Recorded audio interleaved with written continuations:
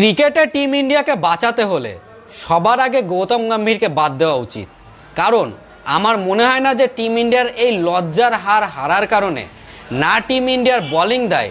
না টিম ইন্ডিয়ার ব্যাটিং দায়, সবথেকে তো বড় দায় coach Gautam Gambhir and captain Shubman গিলের সবথেকে বড় দায়।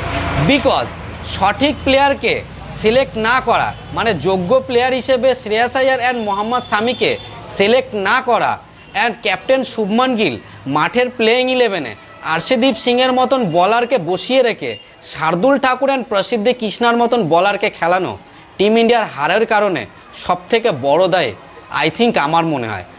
মনে হয় যে আর্শদীপ সিংয়ের মতন যোগ্য বলার, যা ইংল্যান্ডের মতন সুইমিং কন্ডিশনে সবথেকে বেস্ট বলার, তাকে বসিয়ে রেখে শার্দুল ঠাকুর অ্যান্ড প্রসিদ্ধ কৃষ্ণাকে খেলানো আই থিঙ্ক আমার মতে বলে যে টিম ইন্ডিয়ার সবথেকে হারের জন্য বেশি দায়। 148 বছরের ক্রিকেটের ইতিহাসের রেকর্ড ভেঙে টিম ইন্ডিয়ার লজ্জার হার। টেস্ট ক্রিকেটে এসএসবি জয়সওয়াল একটা ম্যাচে 4খানা ক্যাচ ড্রপ, তারপরেও টিম ইন্ডিয়া যখন হারার মুখে তখন জয়সওয়ালের ডান্সিং এবং হাসিটা আই থিঙ্ক আমার মতে বলে না যে টিম ইন্ডিয়ার ক্রিকেট ফ্যানরা এটাকে হয়তো ভালো চোখে নিয়েছে।